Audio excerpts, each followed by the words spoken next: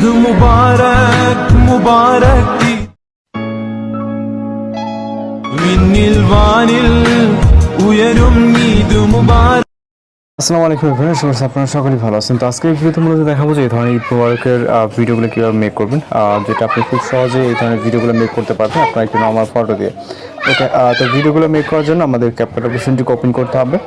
Open করার পর আপনি এরকম ইন্টারফেস দেখতে পাবেন এবং এই নিয়ে যদি কোনো প্রশ্ন থাকে অবশ্যই ভিডিও কমেন্ট বক্সে জানাবেন। তো এখান থেকে এরকম অপশন আসার পর এখান থেকে টেমপ্লেট সেকশনে চলে যাবেন। ওকে, আমি সাউন্ডটাকে হাইড করে নিচ্ছি। এখানে বিভিন্ন ধরনের টেমপ্লেট দেখতে পাবেন। আপনাকে আপনার খুঁজে বের করতে গেলে অনেকটা সময়ের ব্যাপার।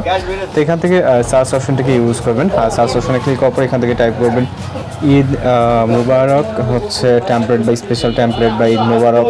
জাস্ট এটা লেখার পর সার্চ করবেন। এখানে বিভিন্ন ধরনের টেমপ্লেট দেখতে পাবেন, বর্তমান ট্রেন্ডিং সহ অন্যান্য বিভিন্ন ধরনের ভিডিও। ওকে, তো সর্বপ্রথম যেটা দেখতে পাচ্ছেন দ্বিতীয় নম্বরে, এখান থেকে দ্বিতীয় নম্বরে এটা ক্লিক করবেন। এটা হচ্ছে বর্তমানে খুবই ট্রেন্ডিং। ওকে, তো এইটা আপনি কীভাবে জেনারেট করবেন সেটা মূলত আমি সবকটা একই হয়ে। ওকে, জাস্ট আমরা এখান থেকে ইউজ নাম্বারে ক্লিক করবো, আপনি একটা পিকচারের মাধ্যমে জেনারেট করতে পারবেন। ফটো সেকশনে চলে যাবেন, আপনি ভয়েস অথবা গার্লসের যে কোনো কারো পিকচার দিয়ে করতে পারেন।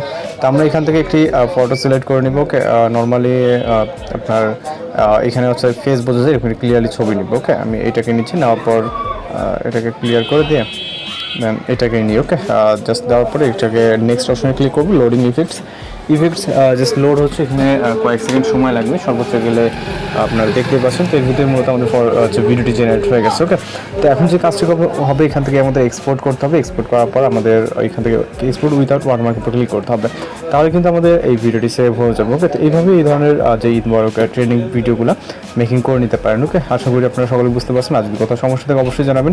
তো দেখা হচ্ছে পরবর্তী কোনো নতুন ভিডিওতে। ভালো থাকবেন, সুস্থ থাকবেন।